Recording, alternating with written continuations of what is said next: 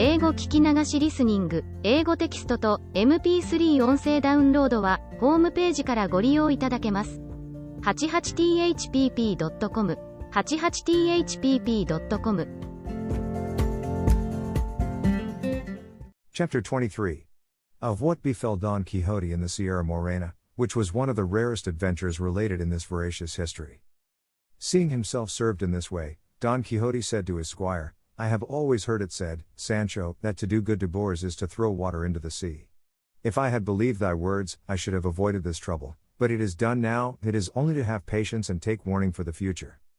Your worship will take warning as much as I am a Turk, returned Sancho, but, as you say, this mischief might have been avoided if you had believed me. Believe me now, and a still greater one will be avoided, for I tell you chivalry is of no account with the Holy Brotherhood, and they don't care two maravedis for all the knights errant in the world, and I can tell you I fancy I hear their arrows whistling past my ears this minute. Thou art a coward by nature, Sancho, said Don Quixote, but lest thou shouldst say I am obstinate, and that I never do as thou dost advise, this once I will take thy advice, and withdraw out of reach of that fury thou so dreadest, but it must be on one condition, that never, in life or in death, thou art to say to anyone that I retired or withdrew from this danger out of fear, but only in compliance with thy entreaties, for if thou sayest otherwise thou wilt lie therein, and from this time to that, and from that to this, I give thee lie, and say thou liest and wilt lie every time thou thinkest or sayest it, and answer me not again, for at the mere thought that I am withdrawing or retiring from any danger, above all from this, which does seem to carry some little shadow of fear with it, I am ready to take my stand here and await alone, not only that holy brotherhood you talk of and dread, but the brothers of the 12 tribes of Israel, and the 7 Maccabees, and Castor and Pollux, and all the brothers and brotherhoods in the world. Señor, replied Sancho, to retire is not to flee, and there is no wisdom in waiting when danger outweighs hope, and it is the part of wise men to preserve themselves today for tomorrow, and not risk all in one day. And let me tell you, though I am a clown and a bore, I have got some notion of what they call safe conduct, so repent not of having taken my advice, but mount Rocinante if you can, and if not I will help you, and follow me, for my mother wit tells me we have more need of legs than hands just now. Don Quixote mounted without replying, and, Sancho leading the way on his ass, they entered the side of the Sierra Morena, which was close by, as it was Sancho's design to cross it entirely and come out again at El Viso or Almodovar del Campo, and hide for some days among its crags so as to escape the search of the Brotherhood should they come to look for them. He was encouraged in this by perceiving that the stock of provisions carried by the ass had come safe out of the fray with the galley slaves, a circumstance that he regarded as a miracle, seeing how they pillaged and ransacked. That night they reached the very heart of the Sierra Morena, where it seemed prudent to Sancho to pass the night and even some days, at least as many as the stores he carried might last, and so they encamped between 2 rocks and among some cork trees, but fatal destiny, which, according to the opinion of those who have not the light of the true faith, directs, arranges, and settles everything in its own way, so ordered it that Ginesta Pasamonte, the famous knave and thief who by the virtue and madness of Don Quixote had been released from the chain, driven by fear of the Holy Brotherhood, which he had good reason to dread, resolved to take hiding in the mountains, and his fate and fear led him to the same spot to which Don Quixote and Sancho Panza had been led by theirs, just in time to recognize them and leave them to fall asleep, and as the wicked are always ungrateful, and necessity leads to evil doing, and immediate advantage overcomes all considerations of the future, Ginés, who was neither grateful nor well principled, made up his mind to steal Sancho Panza's ass, not troubling himself about Rocinante, as being a prize that was no good either to pledge or sell. While Sancho slept he stole his ass, and before day dawned he was far out of reach. Aurora made her appearance bringing gladness to the earth but sadness to Sancho Panza, for he found that his Dapple was missing, and seeing himself bereft of him he began the saddest and most doleful lament in the world, so loud that Don Quixote awoke at his exclamations and heard him saying, O son of my bowels, born in my very house, my children's plaything, my wife's joy, the envy of my neighbors, relief of my burdens, and lastly, half supporter of myself, for with the 26 maravedis thou didst earn me daily I met half my charges. Don Quixote, when he heard the lament and learned the cause, consoled Sancho with the best arguments he could, entreating him to be patient, and promising to give him a letter of exchange ordering 3 out of 5 ass colts that he had at home to be given to him. Sancho took comfort at this, dried his tears, suppressed his sobs, and returned thanks for the kindness shown him by Don Quixote. He on his part was rejoiced to the heart on entering the mountains, as they seemed to him to be just the place for the adventures he was in quest of.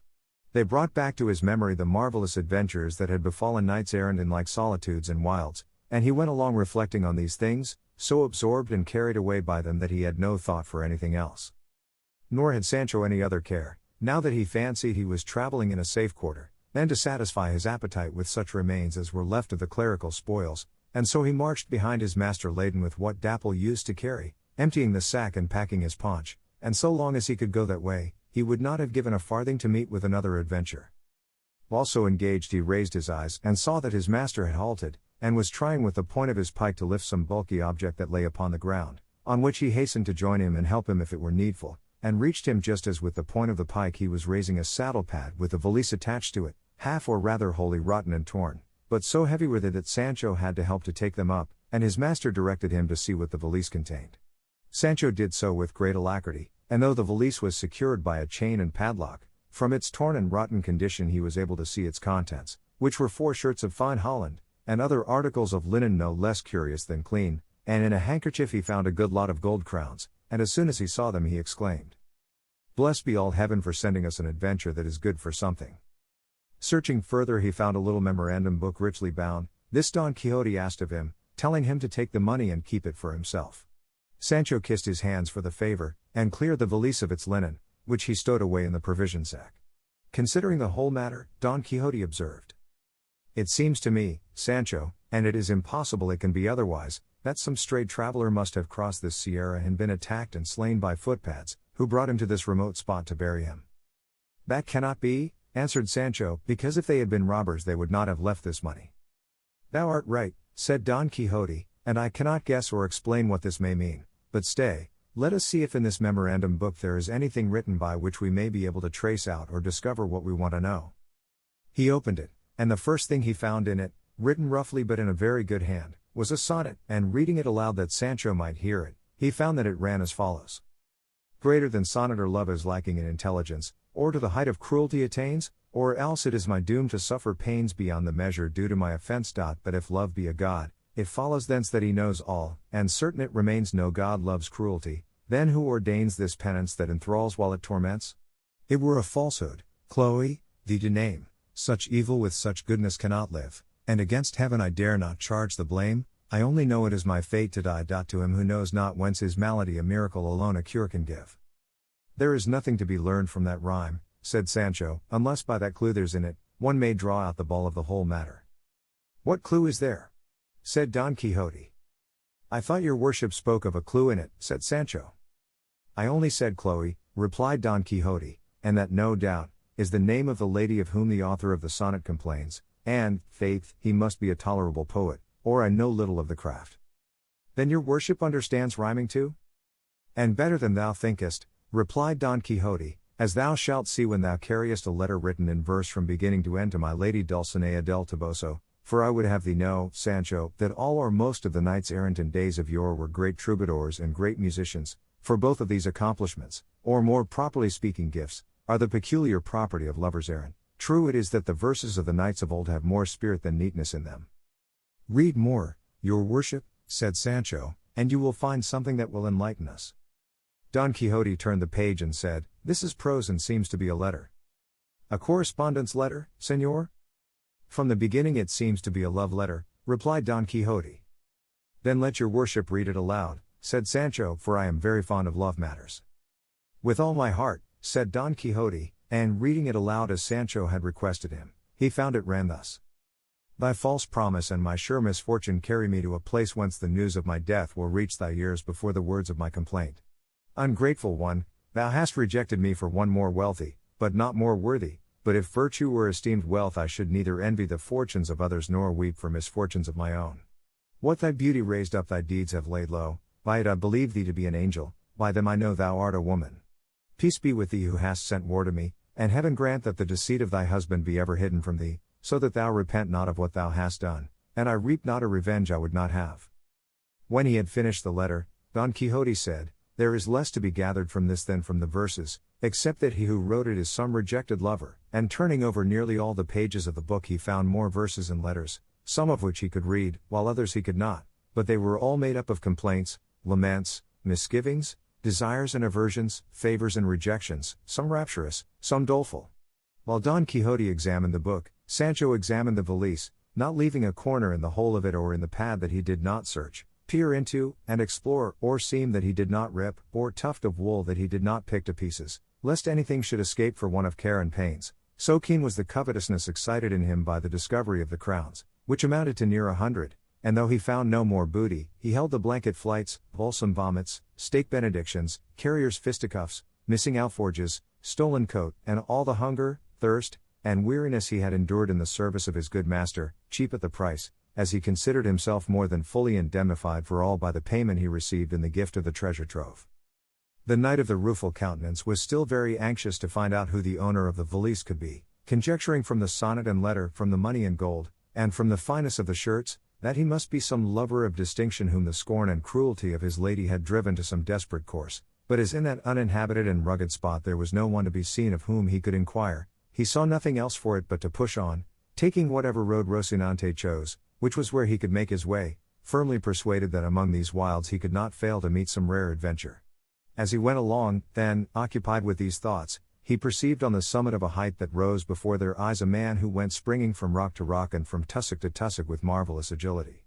As well as he could make out he was unclad, with a thick black beard, long tangled hair, and bare legs and feet. His thighs were covered by breeches apparently of tawny velvet but so ragged that they showed his skin in several places.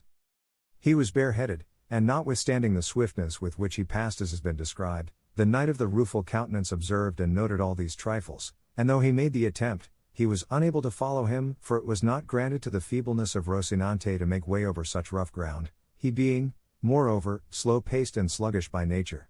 Don Quixote at once came to the conclusion that this was the owner of the saddle-pad and of the valise, and made up his mind to go in search of him, even though he should have to wander a year in those mountains before he found him, and so he directed Sancho to take a short cut over one side of the mountain, while he himself went by the other, and perhaps by this means they might light upon this man who had passed so quickly out of their sight. "I could not do that," said Sancho, "for when I separate from your worship fear at once lays hold of me, and assails me with all sorts of panics and fancies, and let what I now say be a notice that from this time forth I am not going to stir a finger's width from your presence." "It shall be so," said he of the Rueful Countenance, "and I am very glad that thou art willing to rely on my courage, which will never fail thee even though the soul in thy body fail thee. So come on now behind me slowly as well as thou canst, and make lanterns of thine eyes. Let us make the circuit of this ridge. Perhaps we shall light upon this man that we saw, who no doubt is no other than the owner of what we found." To which Sancho made answer, "Far better would it be not to look for him, for, if we find him, and he happens to be the owner of the money, it is plain I must restore it. It would be better, therefore, that without taking this needless trouble, I should keep possession of it until in some other less meddlesome and officious way the real owner may be discovered, and perhaps that will be when I shall have spent it, and then the king will hold me harmless." "Thou art wrong there, Sancho," said Don Quixote, "for now that we have a suspicion who the owner is, and have him almost before us, we are bound to seek him and make restitution, and if we do not see him, the strong suspicion we have as to his being the owner makes us as guilty as if he were so, and so, friend Sancho, let not our search for him give thee any uneasiness, for if we find him it will relieve mine." And so saying he gave Rocinante the spur, and Sancho followed him on foot and loaded, and after having partly made the circuit of the mountain they found lying in a ravine, dead and half devoured by dogs and pecked by jackdaws, a mule saddled and bridled, all which still further strengthened their suspicion that he who had fled was the owner of the mule and the saddle-pad. As they stood looking at it they heard a whistle like that of a shepherd watching his flock, and suddenly on their left there appeared a great number of goats, and behind them on the summit of the mountain the goatherd in charge of them, a man advanced in years. Don Quixote called aloud to him and begged him to come down to where they stood. He shouted in return, asking what had brought them to that spot, seldom or never trodden except by the feet of goats, or of the wolves and other wild beasts that roamed around. Sancho in return bade him come down, and they would explain all to him. The goatherd descended, and reaching the place where Don Quixote stood, he said, "I will wager you are looking at that hack mule that lies dead in the hollow there, and, faith, it has been lying there now these 6 months. Tell me, have you come upon its master about here?" "We have come upon nobody," answered Don Quixote, "nor on anything except a saddle-pad and a little valise that we found not far from this." "I found it too," said the goatherd, "but I would not lift it nor go near it for fear of some ill luck or being charged with theft, for the devil is crafty, and things rise up under one's feet to make one fall without knowing why or wherefore."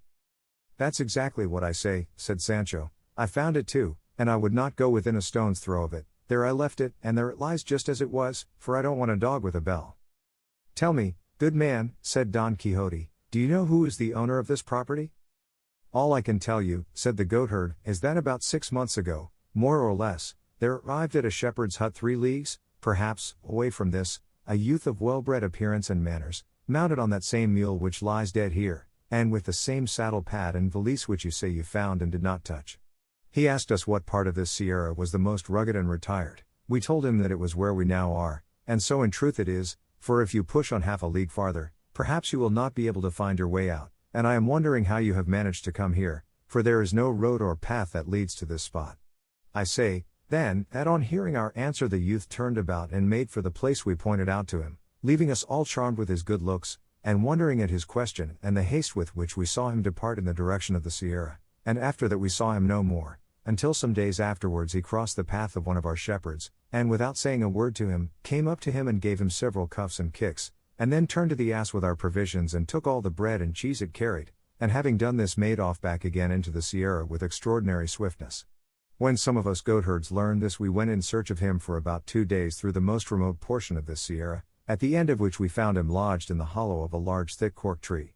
He came out to meet us with great gentleness, with his dress now torn and his face so disfigured and burned by the sun, that we hardly recognized him, but that his clothes, though torn, convinced us, from the recollection we had of them, that he was the person we were looking for. He saluted us courteously, and in a few well-spoken words he told us not to wonder at seeing him going about in this guise, as it was binding upon him in order that he might work out a penance which for his many sins had been imposed upon him. We asked him to tell us who he was, but we were never able to find out from him. We begged of him too, when he was in want of food, which he could not do without, to tell us where we should find him, as we would bring it to him with all good will and readiness, or if this were not to his taste, at least to come and ask it of us and not take it by force from the shepherds. He thanked us for the offer, begged pardon for the late assault, and promised for the future to ask it in God's name without offering violence to anybody. As for fixed abode, he said he had no other than that which chance offered wherever night might overtake him, and his words ended in an outburst of weeping so bitter that we who listened to him must have been very stones had we not joined him in it, comparing what we saw of him the first time with what we saw now, for, as I said, he was a graceful and gracious youth, and in his courteous and polished language showed himself to be of good birth and courtly breeding, and rustics as we were that listened to him, even to our rusticity his gentle bearing sufficed to make it plain.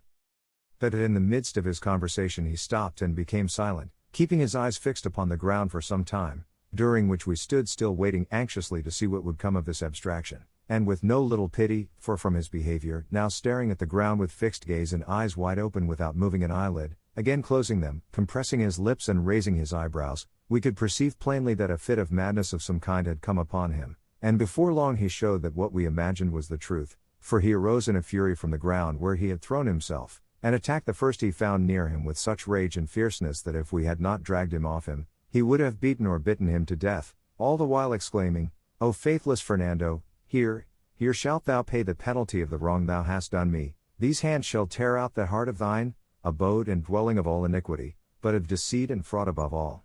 And to these he added other words all in effect upbraiding this Fernando and charging him with treachery and faithlessness.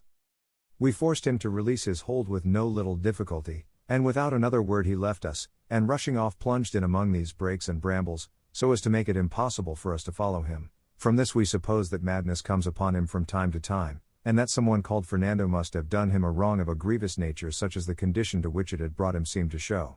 All this has been since then confirmed on those occasions, and they have been many, on which he has crossed our path, at one time to beg the shepherds to give him some of the food they carry, at another to take it from them by force, for when there is a fit of madness upon him, even though the shepherds offer it freely, he will not accept it but snatches it from them by dint of blows, but when he is in his senses he begs it for the love of God, courteously and civilly, and receives it with many thanks and not a few tears.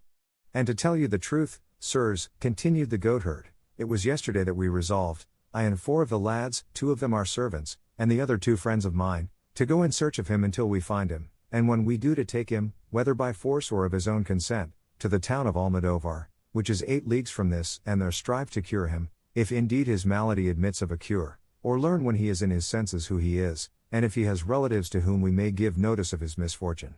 This, sirs, is all I can say in answer to what you have asked me, and be sure that the owner of the articles you found is he whom you saw pass by with such nimbleness and so naked. For Don Quixote had already described how he had seen the man go bounding along the mountainside, and he was now filled with amazement at what he heard from the goatherd, and more eager than ever to discover who the unhappy madman was, and in his heart he resolved, as he had done before, to search for him all over the mountain, not leaving a corner or cave unexamined until he had found him. But chance arranged matters better than he expected or hoped, for at that very moment, in a gorge on the mountain that opened where they stood, the youth he wished to find made his appearance, coming along talking to himself in a way that would have been unintelligible near at hand, much more at a distance. His garb was what has been described, save that as he drew near, Don Quixote perceived that a tattered doublet which he wore was amber-tanned, from which he concluded that one who wore such garments could not be of very low rank. Approaching them, the youth greeted them in a harsh and hoarse voice but with great courtesy.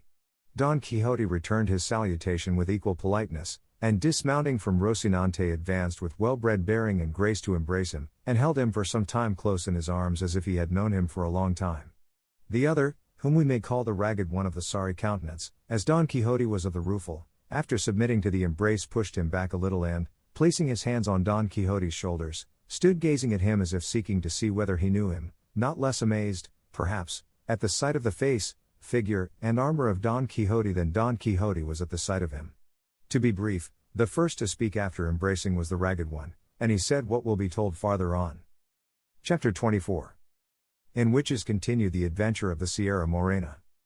The history relates that it was with the greatest attention Don Quixote listened to the ragged knight of the Sierra, who began by saying, "Of a surety, Señor, whoever you are, for I know you not, I thank you for the proofs of kindness and courtesy you have shown me, and would I were in a condition to requite with something more than goodwill that which you have displayed towards me in the cordial reception you have given me, but my fate does not afford me any other means of returning kindnesses done me save the hearty desire to repay them." "Mine," replied Don Quixote, "is to be of service to you, so much so that I had resolved not to quit these mountains until I had found you, and learned of you whether there is any kind of relief to be found for that sorrow under which from the strangeness of your life you seem to labor, and to search for you with all possible diligence, if search had been necessary. And if your misfortune should prove to be one of those that refuse admission to any sort of consolation, it was my purpose to join you in lamenting and mourning over it, so far as I could, for it is still some comfort in misfortune to find one who can feel for it. And if my good intentions deserve to be acknowledged with any kind of courtesy, I entreat you, Señor, by that which I perceive you possess in so high a degree, and likewise conjure you by whatever you love or have loved best in life, to tell me who you are and the cause that has brought you to live or die in these solitudes like a brute beast, dwelling among them in a manner so foreign to your condition as your garb and appearance show. And I swear," added Don Quixote, "by the order of knighthood which I have received, and by my vocation of knight-errant, if you gratify me in this, to serve you with all the zeal my calling demands of me, either in relieving your misfortune if it admits of relief, or in joining you in lamenting it as I promised to do." The knight of the thicket, hearing him of the rueful countenance talk in this strain, did nothing but stare at him, and stare at him again, and again survey him from head to foot, and when he had thoroughly examined him, he said to him, "If you have anything to give me to eat, for God's sake give it me, and after I have eaten I will do all you ask in acknowledgment of the goodwill you have displayed towards me." Sancho from his sack, and the goatherd from his pouch, furnished the ragged one with the means of appeasing his hunger, and what they gave him he ate like a half-witted being, so hastily that he took no time between mouthfuls, gorging rather than swallowing, and while he ate neither he nor they who observed him uttered a word. As soon as he had done he made signs to them to follow him, which they did, and he led them to a green plot which lay a little farther off round the corner of a rock. On reaching it he stretched himself upon the grass, and the others did the same, all keeping silence, until the ragged one, settling himself in his place, said, "If it is your wish, sirs, that I should disclose in a few words the surpassing extent of my misfortunes, you must promise not to break the thread of my sad story with any question or other interruption, for the instant you do so the tale I tell will come to an end." These words of the ragged one reminded Don Quixote of the tale his squire had told him, when he failed to keep count of the goats that had crossed the river and the story remained unfinished. But to return to the ragged one, he went on to say, "I give you this warning because I wish to pass briefly over the story of my misfortunes, for recalling them to memory only serves to add fresh ones, and the less you question me the sooner shall I make an end of the recital, though I shall not omit to relate anything of importance in order fully to satisfy your curiosity." Don Quixote gave the promise for himself and the others, and with this assurance he began as follows. "My name is Cardenio, my birthplace one of the best cities of this Andalusia, my family noble, my parents rich, my misfortune so great that my parents must have wept and my family grieved over it without being able by their wealth to lighten it, for the gifts of fortune can do little to relieve reverses sent by heaven. In that same country there was a heaven in which love had placed all the glory I could desire. Such was the beauty of Lucinda, a damsel as noble and as rich as I, but of happier fortunes, and of less firmness than was due to so worthy a passion as mine. This Lucinda I loved, worshipped, and adored from my earliest and tenderest years, and she loved me in all the innocence and sincerity of childhood. Our parents were aware of our feelings, and were not sorry to perceive them, for they saw clearly that as they ripened they must lead at last to a marriage between us, a thing that seemed almost prearranged by the equality of our families and wealth. We grew up, and with our growth grew the love between us, so that the father of Lucinda felt bound for propriety's sake to refuse me admission to his house, in this perhaps imitating the parents of that Thisbe so celebrated by the poets, and this refusal but added love to love and flame to flame, for though they enforced silence upon our tongues they could not impose it upon our pens, which can make known the heart's secrets to a loved one more freely than tongues, for many a time the presence of the object of love shakes the firmest will and strikes dumb the boldest tongue. Ah heavens! How many letters did I write her, and how many dainty modest replies did I receive? How many ditties and love songs did I compose in which my heart declared and made known its feelings, described its ardent longings, reveled in its recollections and dallied with its desires. At length growing impatient and feeling my heart languishing with longing to see her, I resolved to put into execution and carry out what seemed to me the best mode of winning my desired and merited reward, to ask her of her father for my lawful wife, which I did. To this his answer was that he thanked me for the disposition I showed to do honor to him and to regard myself as honored by the bestowal of his treasure, but that as my father was alive it was his by right to make this demand, for if it were not in accordance with his full will and pleasure, Lucinda was not to be taken or given by stealth. I thanked him for his kindness, reflecting that there was reason in what he said, and that my father would assent to it as soon as I should tell him, and with that view I went the very same instant to let him know what my desires were. When I entered the room where he was I found him with an open letter in his hand, which, before I could utter a word, he gave me, saying, By this letter thou wilt see, Cardenio, the disposition the Duke Ricardo has to serve thee. This Duke Ricardo, as you, sirs, probably know already, is a grandee of Spain who has his seat in the best part of this Andalusia. I took and read the letter, which was couched in terms so flattering that even I myself felt it would be wrong in my father not to comply with the request the Duke made in it, which was that he would send me immediately to him, as he wished me to become the companion, not servant, of his eldest son, and would take upon himself the charge of placing me in a position corresponding to the esteem in which he held me. On reading the letter my voice failed me, and still more when I heard my father say, 2 days hence thou wilt depart, Cardenio, in accordance with the Duke's wish, and give thanks to God who is opening a road to thee by which thou mayest attain what I know thou dost deserve. And to these words he added others of fatherly counsel. The time for my departure arrived. I spoke one night to Lucinda, I told her all that had occurred, as I did also to her father, entreating him to allow some delay, and to defer the disposal of her hand until I should see what the Duke Ricardo sought of me. He gave me the promise, and she confirmed it with vows and swoonings unnumbered. Finally, I presented myself to the Duke, and was received and treated by him so kindly that very soon envy began to do its work, the old servants growing envious of me, and regarding the Duke's inclination to show me favor as an injury to themselves. But the one to whom my arrival gave the greatest pleasure was the Duke's second son, Fernando by name, a gallant youth, of noble, generous, and amorous disposition, who very soon made so intimate a friend of me that it was remarked by everybody, for though the elder was attached to me, and showed me kindness, he did not carry his affectionate treatment to the same length as Don Fernando. It so happened, then, that as between friends no secret remains unshared, and as the favor I enjoyed with Don Fernando had grown into friendship, he made all his thoughts known to me, and in particular a love affair which troubled his mind a little. He was deeply in love with a peasant girl, a vassal of his father's, the daughter of wealthy parents, and herself so beautiful, modest, discreet, and virtuous, that no one who knew her was able to decide in which of these respects she was most highly gifted or most excelled. The attractions of the fair peasant raised the passion of Don Fernando to such a point that, in order to gain his object and overcome her virtuous resolutions, he determined to pledge his word to her to become her husband, for to attempt it in any other way was to attempt an impossibility.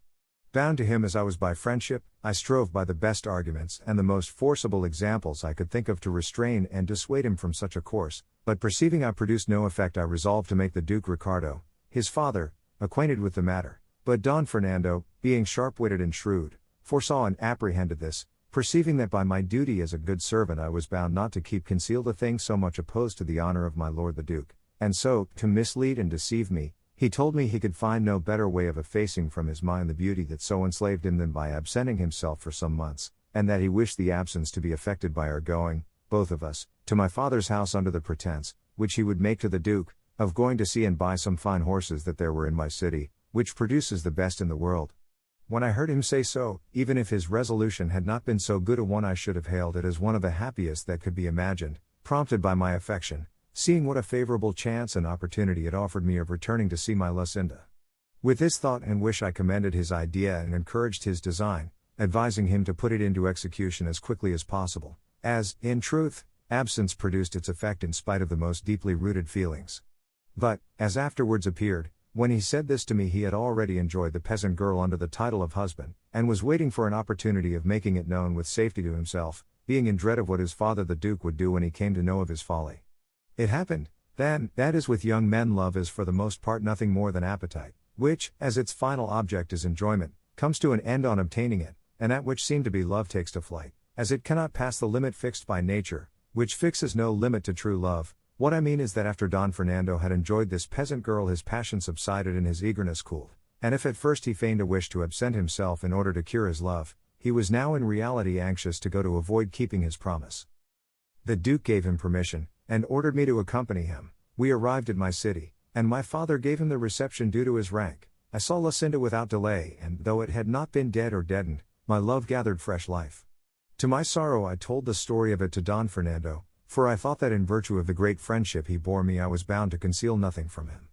I extolled her beauty, her gaiety, her wit, so warmly, that my praises excited in him a desire to see a damsel adorned by such attractions. To my misfortune I yielded to it, showing her to him one night by the light of a taper at a window where we used to talk to one another. As she appeared to him in her dressing gown, she drove all the beauties he had seen until then out of his recollection. Speech failed him, his head turned, he was spellbound, and in the end love-smitten, as you will see in the course of the story of my misfortune. And to inflame still further his passion, which he hid from me and revealed to heaven alone, it so happened that one day he found a note of hers entreating me to demand her of her father in marriage, so delicate, so modest, and so tender, that on reading it he told me that in Lucinda alone were combined all the charms of beauty and understanding that were distributed among all the other women in the world. It is true, and I own it now, that though I knew what good cause Don Fernando had to praise Lucinda, it gave me uneasiness to hear these praises from his mouth, and I began to fear, and with reason to feel distrust of him, for there was no moment when he was not ready to talk of Lucinda, and he would start the subject himself even though he dragged it in unseasonably, a circumstance that aroused in me a certain amount of jealousy. Not that I feared any change in the constancy or faith of Lucinda, but still my fate led me to forebode what she assured me against. Don Fernando contrived always to read the letters I sent to Lucinda and her answers to me, under the pretense that he enjoyed the wit and sense of both. It so happened, then, that Lucinda having begged of me a book of chivalry to read, one that she was very fond of, Amadis of Gaul. Don Quixote no sooner heard a book of chivalry mentioned, than he said,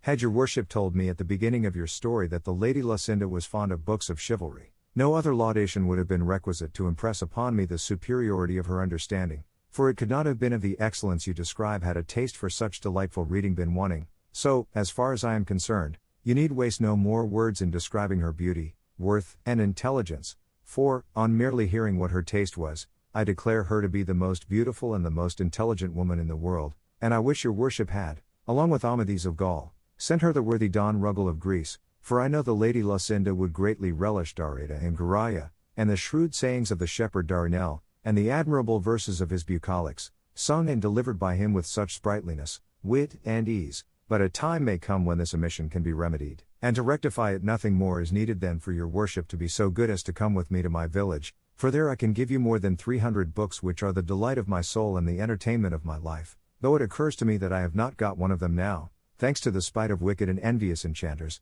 but pardon me for having broken the promise we made not to interrupt your discourse, for when I hear chivalry or knights-errant mentioned, I can no more help talking about them than the rays of the sun can help giving heat, or those of the moon moisture. Pardon me, therefore, and proceed, for that is more to the purpose now."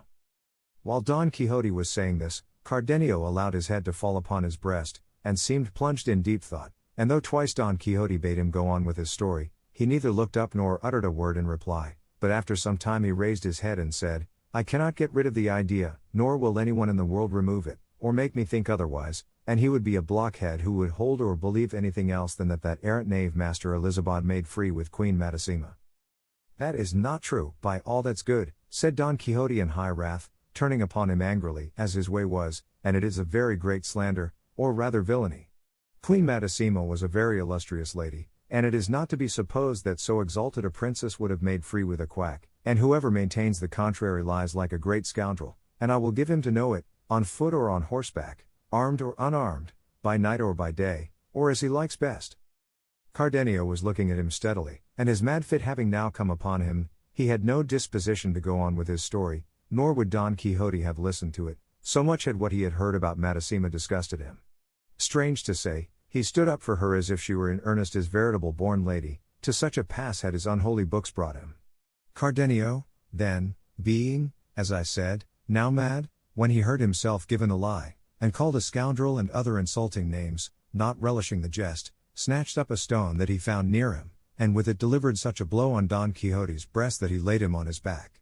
Sancho Panza, seeing his master treated in this fashion, attacked the madman with his closed fist, but the ragged one received him in such a way that with a blow of his fist he stretched him at his feet, and then mounting upon him crushed his ribs to his own satisfaction. The goatherd, who came to the rescue, shared the same fate, and having beaten and pummeled them all he left them and quietly withdrew to his hiding place on the mountain.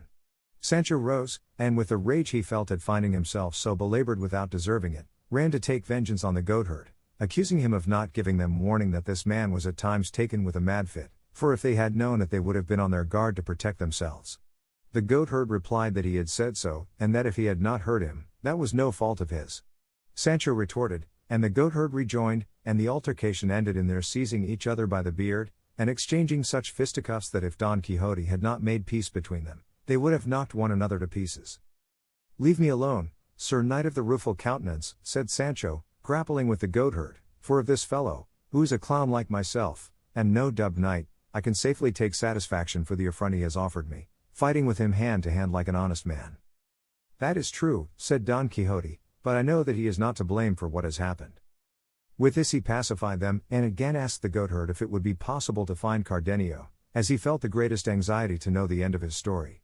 The goatherd told him, as he had told him before, that there was no knowing of a certainty where his lair was, but that if he wandered about much in that neighborhood he could not fail to fall in with him either in or out of his senses. Chapter 25. Which treats of the strange things that happened to the stout knight of La Mancha in the Sierra Morena, and of his imitation of the penance of Beltenebros. Don Quixote took leave of the goatherd, and once more mounting Rocinante bade Sancho follow him, which he having no ass, did very discontentedly.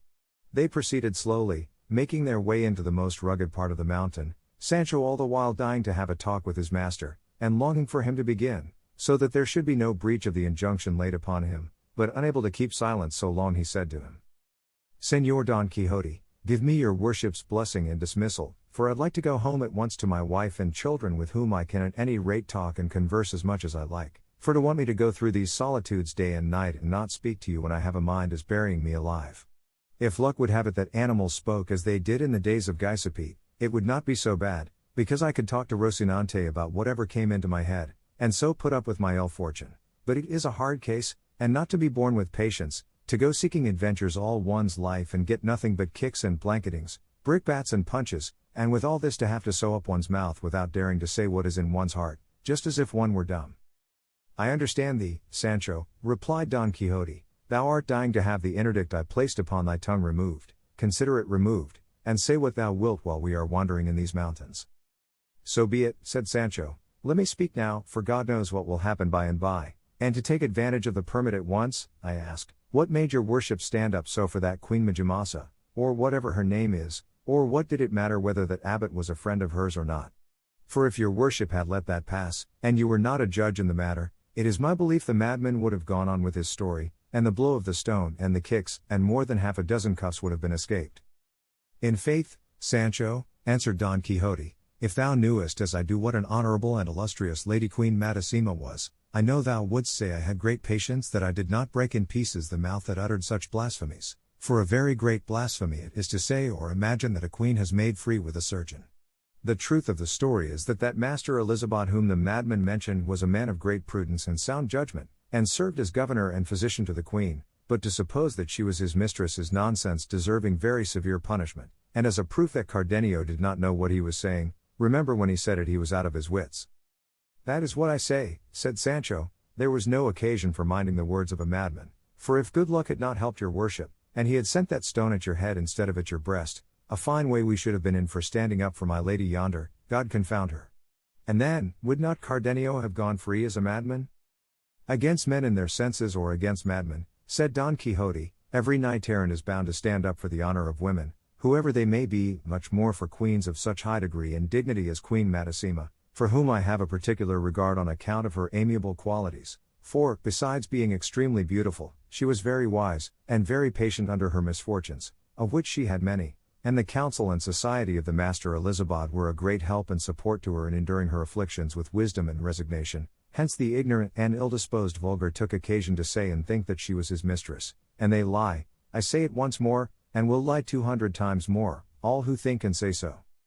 I neither say nor think so, said Sancho, let them look to it, with their bread let them eat it, they have rendered account to God whether they misbehaved or not. I come from my vineyard, I know nothing, I am not fond of prying into other men's lives, he who buys and lies feels it in his purse, moreover, naked was I born, naked I find myself, I neither lose nor gain. But if they did, what is that to me?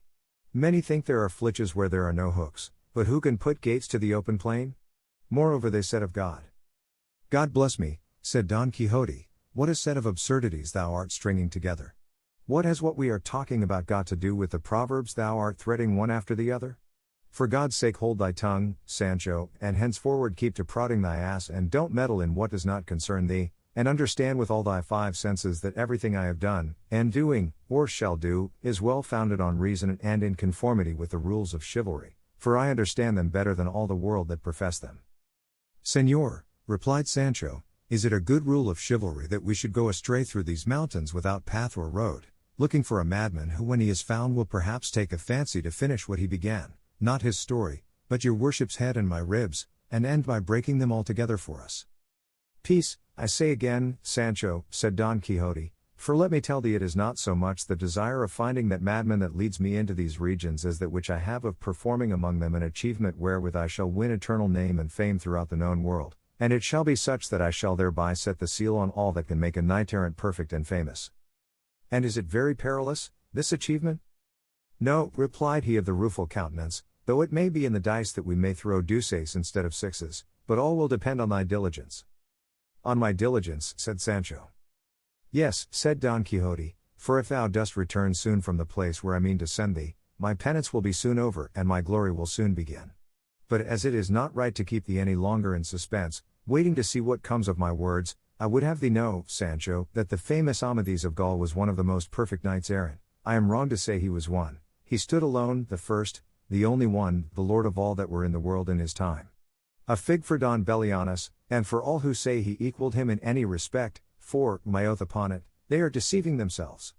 I say, too, that when a painter desires to become famous in his art he endeavors to copy the originals of the rarest painters that he knows, and the same rule holds good for all the most important crafts and callings that serve to adorn a state. Thus must he who would be esteemed prudent and patient imitate Ulysses, in whose person and labors Homer presents to us a lively picture of prudence and patience, as Virgil, too, shows us in the person of Aeneas the virtue of a pious son and the sagacity of a brave and skillful captain, not representing or describing them as they were, but as they ought to be, so as to leave the example of their virtues to posterity. In the same way Amadis was the pole star, day star, son of valiant and devoted knights, whom all we who fight under the banner of love and chivalry are bound to imitate. This, then, being so, I consider, friend Sancho, that the knight-errant who shall imitate him most closely will come nearest to reaching the perfection of chivalry. Now one of the instances in which this knight most conspicuously showed his prudence, worth, valor, endurance, fortitude, and love, was when he withdrew, rejected by the Lady Oriana, to do penance upon the Pena Pobre, changing his name into that of Beltenebros, a name assuredly significant and appropriate to the life which he had voluntarily adopted. So, as it is easier for me to imitate him in this than in cleaving giants asunder, cutting off serpents' heads, slaying dragons, routing armies, destroying fleets, and breaking enchantments, and as this place is so well suited for a similar purpose, I must not allow the opportunity to escape which now so conveniently offers me its forelock. What is it in reality, said Sancho, that your worship means to do in such an out-of-the-way place as this?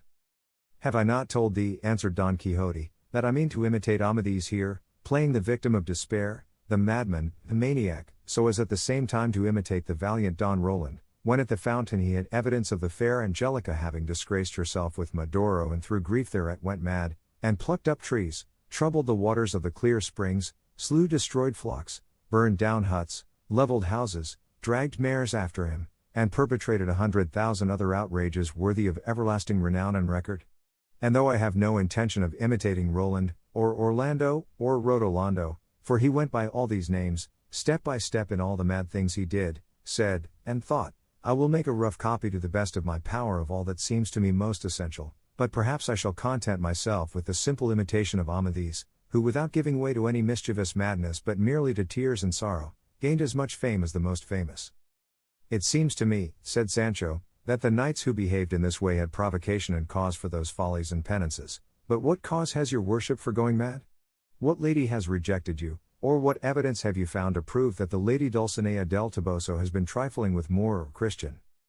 There is the point, replied Don Quixote, and that is the beauty of this business of mine. No thanks to a knight-errant for going mad when he has cause. The thing is to turn crazy without any provocation, and let my lady know, if I do this in the dry, what I would do in the moist. Moreover, I have abundant cause in the long separation I have endured from my lady till death, Dulcinea del Toboso, for as thou didst hear that shepherd Ambrosio say the other day, in absence all ills are felt and feared, and so, friend Sancho, waste no time in advising me against so rare, so happy, and so unheard of an imitation. Mad I am, and mad I must be until thou returnest with the answer to a letter that I mean to send by thee to my lady Dulcinea, and if it be such as my constancy deserves, my insanity and penance will come to an end, and if it be to the opposite effect, I shall become mad in earnest, and, being so, I shall suffer no more. Thus in whatever way she may answer I shall escape from the struggle and affliction in which thou wilt leave me, enjoying in my senses the boon thou bearest me, or as a madman not feeling the evil thou bringest me.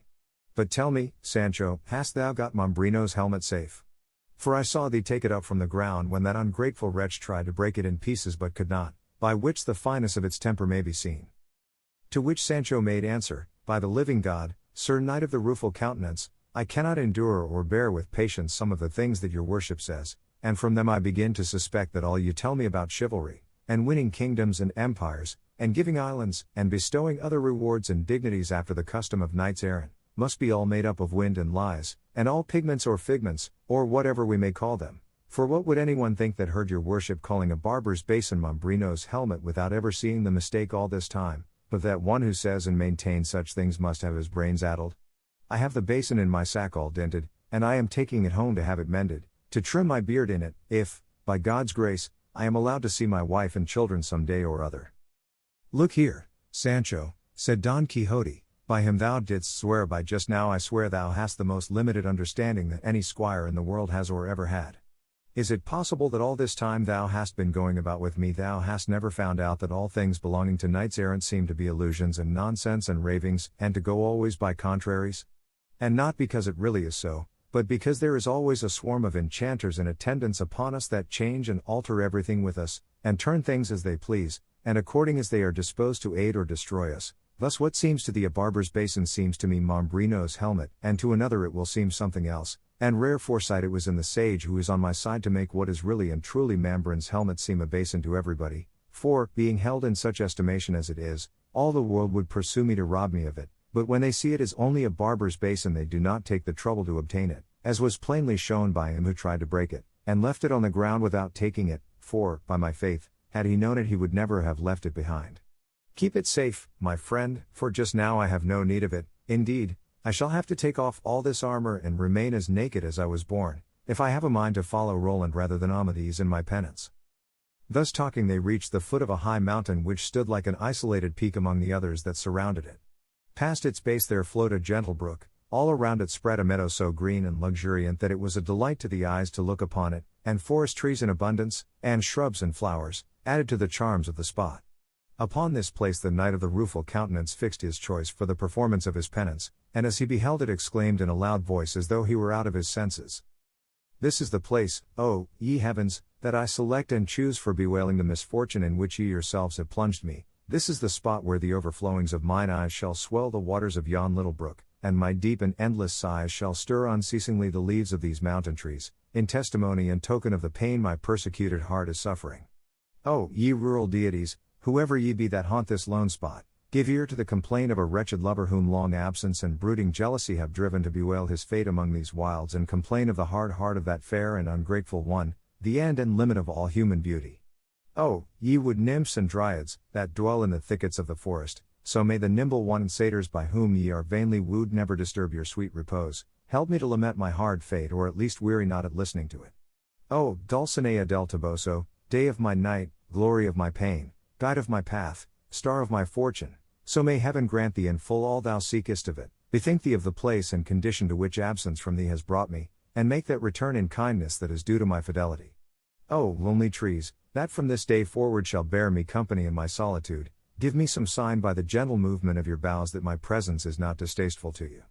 Oh, thou, my squire, pleasant companion in my prosperous and adverse fortunes, fix well in thy memory what thou shalt see me do here, so that thou mayest relate and report it to the sole cause of all. And so saying he dismounted from Rocinante, and in an instant relieved him of saddle and bridle, and giving him a slap on the croup, said, He gives thee freedom who is bereft of it himself. O steed, as excellent indeed as thou art unfortunate in thy lot, begone where thou wilt, for thou bearest written on thy forehead that neither Astolfo's hippogriff, nor the famed Frontino that cost Bradamante so dear, could equal thee in speed.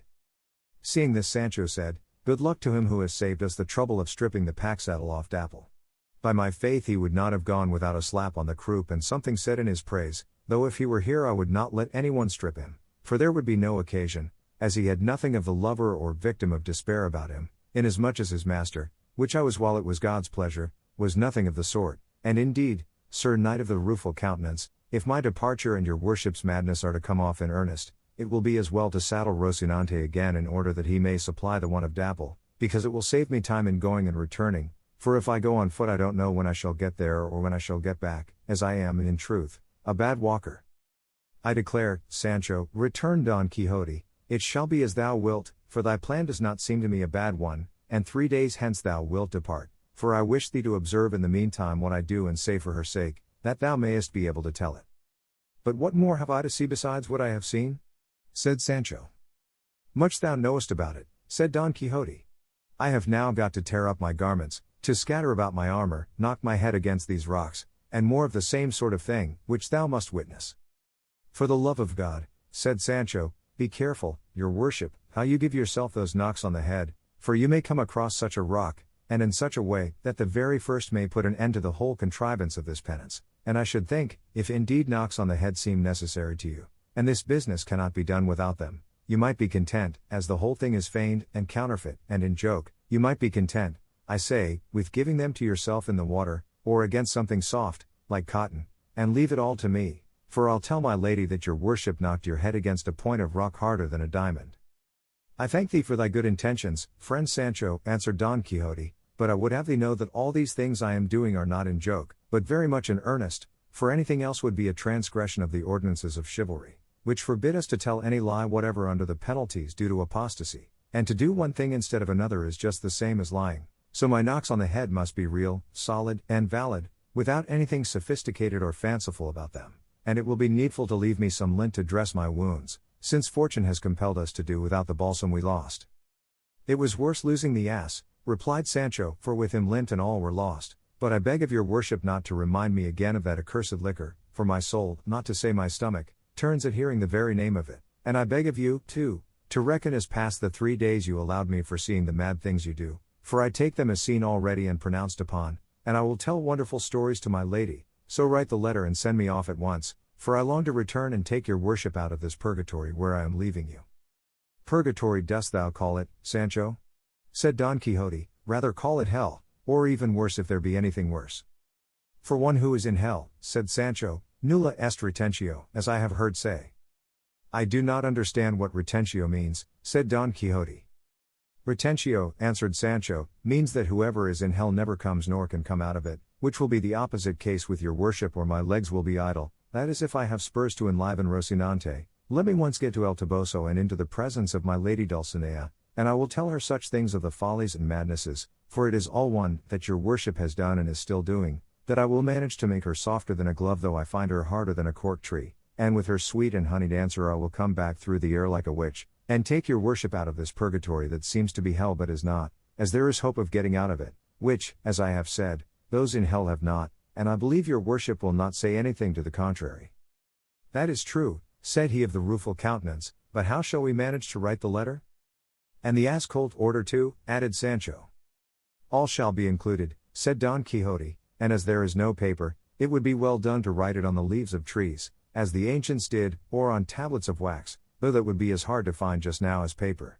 But it has just occurred to me how it may be conveniently and even more than conveniently written, and that is in the notebook that belonged to Cardenio, and thou wilt take care to have it copied on paper, in a good hand, at the first village thou comest to where there is a schoolmaster, or if not, any sacristan will copy it, but see thou give it not to any notary to copy, for they write a law hand that Satan could not make out. But what is to be done about the signature? Said Sancho. The letters of Amadis were never signed, said Don Quixote. That is all very well, said Sancho, but the order must needs be signed, and if it is copied they will say the signature is false, and I shall be left without ass-colts. The order shall go signed in the same book, said Don Quixote, and on seeing it my niece will make no difficulty about obeying it. As to the love letter thou canst put by way of signature, yours till death, the Knight of the Rueful Countenance. And it will be no great matter if it is in some other person's hand, for as well as I recollect Dulcinea can neither read nor write, nor in the whole course of her life has she seen handwriting or letter of mine, for my love and hers have been always platonic, not going beyond a modest look, and even that so seldom that I can safely swear I have not seen her 4 times in all these 12 years I have been loving her more than the light of these eyes that the earth will one day devour, and perhaps even of those 4 times she has not once perceived that I was looking at her. Such is the retirement and seclusion in which her father Lorenzo Corchuelo and her mother Aldonza Nogales have brought her up. So, said Sancho, Lorenzo Corchuelo's daughter is the Lady Dulcinea del Toboso, otherwise called Aldonza Lorenzo. She it is, said Don Quixote, and she it is that is worthy to be lady of the whole universe. I know her well, said Sancho, and let me tell you she can fling a crowbar as well as the lustiest lad in all the town. Give her of all good. But she is a brave lass, and a right and stout one, and fit to be helpmate to any knight-errant that is or is to be, who may make her his lady. The horse and wench, what sting she has and what a voice. I can tell you one day she posted herself on the top of the belfry of the village to call some labourers of theirs that were in a ploughed field of her father's, and though they were better than half a league off they heard her as well as if they were at the foot of the tower, and the best of her is that she is not a bit prudish, for she has plenty of affability, and jokes with everybody, and has a grin and a jest for everything. So, Sir Knight of the Rueful Countenance, I say you not only may and ought to do mad freaks for her sake, but you have a good right to give way to despair and hang yourself, and no one who knows of it but will say you did well, though the devil should take you, and I wish I were on my road already, simply to see her, for it is many a day since I saw her, and she must be altered by this time, for going about the fields always, and the sun and the air spoil women's looks greatly. But I must own the truth to your worship, Señor Don Quixote, until now I have been under a great mistake, for I believed truly and honestly that the Lady Dulcinea must be some princess your worship was in love with, or some person great enough to deserve the rich presents you have sent her, such as the Biscayne and the galley slaves, and many more no doubt, for your worship must have won many victories in the time when I was not yet your squire. But all things considered, what good can it do the Lady Aldonza Lorenzo, I mean the Lady Dulcinea del Toboso, to have the vanquished your worship sends or will send coming to her and going down on their knees before her?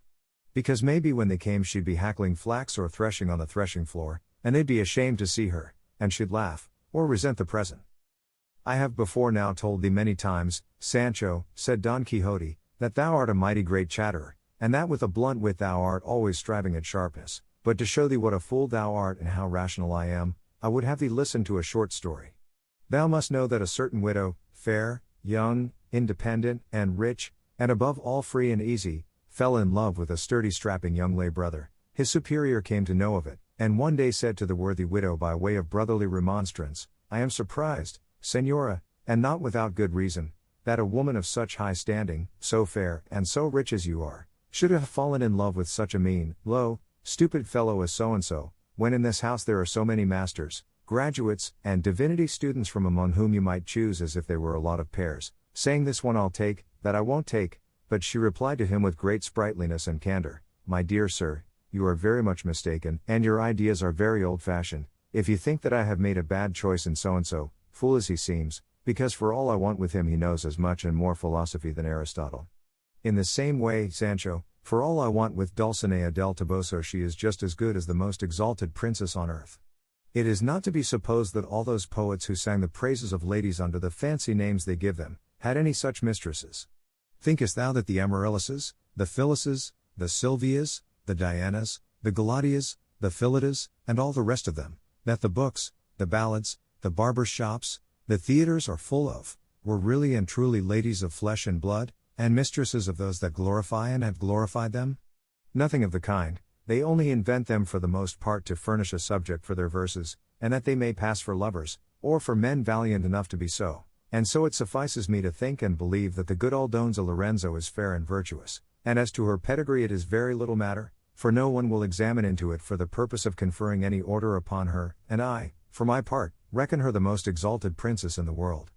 For thou shouldst know, Sancho, if thou dost not know, that two things alone beyond all others are incentives to love, and these are great beauty and a good name, and these two things are to be found in Dulcinea in the highest degree, for in beauty no one equals her and in good name few approach her, and to put the whole thing in a nutshell, I persuade myself that all I say is as I say, neither more nor less, and I picture her in my imagination as I would have her to be, as well in beauty as in condition. Helen approaches her not, nor does Lucretia come up to her, nor any other of the famous women of times past, Greek, barbarian, or Latin, and let each say what he will, for if in this I am taken to task by the ignorant, I shall not be censured by the critical. I say that your worship is entirely right, said Sancho, and that I am an ass. But I know not how the name of ass came into my mouth, for a rope is not to be mentioned in the house of him who has been hanged, but now for the letter, and then, God be with you, I am off. Don Quixote took out the notebook, and, retiring to one side, very deliberately began to write the letter, and when he had finished it he called to Sancho, saying he wished to read it to him, so that he might commit it to memory, in case of losing it on the road, for with evil fortune like as anything might be apprehended. To which Sancho replied, write it 2 or 3 times there in the book and give it to me, and I will carry it very carefully, because to expect me to keep it in my memory is all nonsense, for I have such a bad one that I often forget my own name, but for all that repeat it to me, as I shall like to hear it, for surely it will run as if it was in print. Listen, said Don Quixote, this is what it says. Don Quixote's letter to Dulcinea del Toboso, sovereign and exalted lady, the pierced by the point of absence, the wounded to the heart's core, sends thee, sweetest Dulcinea del Toboso, the health that he himself enjoys not. If thy beauty despises me, if thy worth is not for me, if thy scorn is my affliction, though I be sufficiently long-suffering, hardly shall I endure this anxiety, which, besides being oppressive, is protracted. My good squire Sancho will relate to thee in full, fair ingrate, dear enemy, the condition to which I am reduced on thy account. If it be thy pleasure to give me relief, I am thine; if not, do as may be pleasing to thee, for by ending my life I shall satisfy thy cruelty and my desire. Thine till death, the Knight of the Rueful Countenance. By the life of my father, said Sancho, when he heard the letter, it is the loftiest thing I ever heard. Body of me! How your worship says everything as you like in it. And how well you fit in the Knight of the Rueful Countenance into the signature.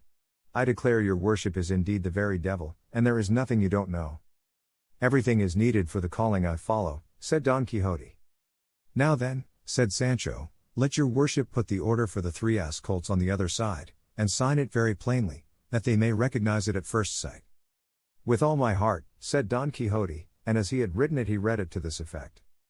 Mistress niece, by this first of ass colts please pay to Sancho Panza, my squire, 3 of the 5 I left at home in your charge, said 3 ass colts to be paid and delivered for the same number received here in hand, which upon this and upon his receipt shall be duly paid. Done in the heart of the Sierra Morena, the 27th of August of this present year. That will do, said Sancho, now let your worship sign it. There is no need to sign it, said Don Quixote, but merely to put my flourish, which is the same as a signature, and enough for 3 asses, or even 300. I can trust your worship, returned Sancho. Let me go and saddle Rocinante, and be ready to give me your blessing, for I mean to go at once without seeing the fooleries your worship is going to do. I'll say I saw you do so many that she will not want any more. At any rate, Sancho, said Don Quixote, I should like, and there is reason for it, I should like thee, I say, to see me stripped to the skin and performing a dozen or 2 of insanities, which I can get done in less than half an hour, for having seen them with thine own eyes, thou canst then safely swear to the rest that thou wouldst add, and I promise thee thou wilt not tell of as many as I mean to perform. For the love of God, master mine, said Sancho, let me not see your worship stripped, for it will sorely grieve me, and I shall not be able to keep from tears, and my head aches so with all I shed last night for Dapple, that I am not fit to begin any fresh weeping. But if it is your worship's pleasure that I should see some insanities, do them in your clothes, short ones, and such as come readiest to hand, for I myself want nothing of the sort, and, as I have said, it will be a saving of time for my return, which will be with the news your worship desires and deserves. If not, let the lady Dulcinea look to it. If she does not answer reasonably, I swear as solemnly as I can that I will fetch a fair answer out of her stomach with kicks and cuffs, for why should it be borne that a knight-errant as famous as your worship should go mad without rhyme or reason for a? Her ladyship had best not drive me to say it, for by God I will speak out and let off everything cheap, even if it doesn't sell. I am pretty good at that. She little knows me, faith, if she knew me she'd be in awe of me. In faith, Sancho, said Don Quixote, to all appearance thou art no sounder in thy wits than I. I am not so mad, answered Sancho, but I am more peppery. But apart from all this, what has your worship to eat until I come back? Will you sally out on the road like Cardenio to force it from the shepherds? Let not that anxiety trouble thee, replied Don Quixote, for even if I had it I should not eat anything but the herbs and the fruits which this meadow and these trees may yield me. The beauty of this business of mine lies in not eating, and in performing other mortifications. Do you know what I am afraid of? Said Sancho upon this, that I shall not be able to find my way back to this spot where I am leaving you, it is such an out-of-the-way place. Observe the landmarks well, said Don Quixote, for I will try not to go far from this neighborhood, and I will even take care to mount the highest of these rocks to see if I can discover thee returning. However, not to miss me and lose thyself, the best plan will be to cut some branches of the broom that is so abundant about here, and as thou goest to lay them at intervals until thou hast come out upon the plain, these will serve thee, after the fashion of the clue in the labyrinth of Theseus, as marks and signs for finding me on thy return. So I will, said Sancho Panza, and having cut some, he asked his master's blessing, and not without many tears on both sides, took his leave of him, and mounting Rocinante, of whom Don Quixote charged him earnestly to have as much care as of his own person, he set out for the plain, strewing at intervals the branches of broom as his master had recommended him, and so he went his way, though Don Quixote still entreated him to see him do were it only a couple of mattacks. He had not gone 100 paces, however, when he returned and said, I must say, Señor, your worship said quite right, that in order to be able to swear without a weight on my conscience that I had seen you do mad things, it would be well for me to see if it were only one, though in your worship's remaining here I have seen a very great one. Did I not tell thee so? Said Don Quixote. Wait, Sancho, and I will do them in the saying of a credo, and pulling off his breeches in all haste he stripped himself to his skin and his shirt, and then, without more ado, he cut a couple of gambados in the air, and a couple of somersaults, heels over head, making such a display that, not to see it a second time, Sancho wheeled Rocinante round, and felt easy, and satisfied in his mind that he could swear he had left his master mad, and so we will leave him to follow his road until his return, which was a quick one.